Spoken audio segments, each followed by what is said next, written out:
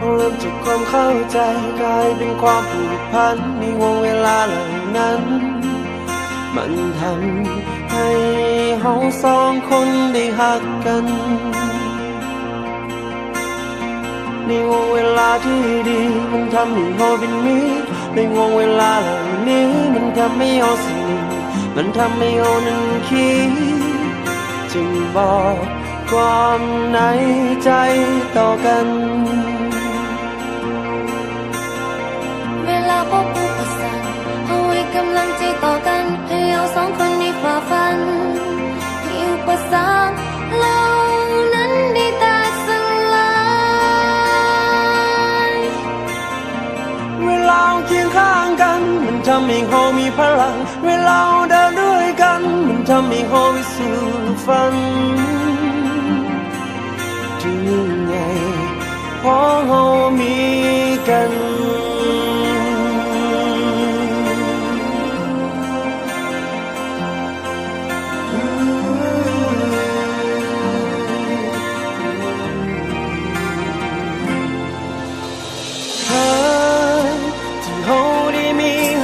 กัน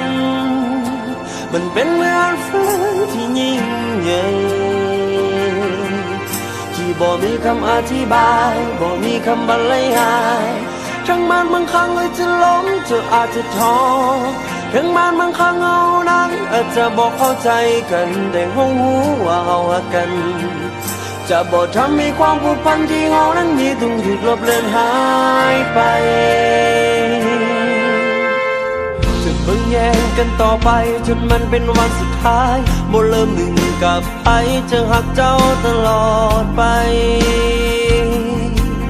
จนกว่าลมหายใจสุดท้ายที่ค่อยมี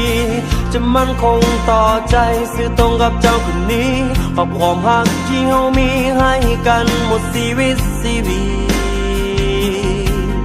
จะหักกันแบบนี้ตลอ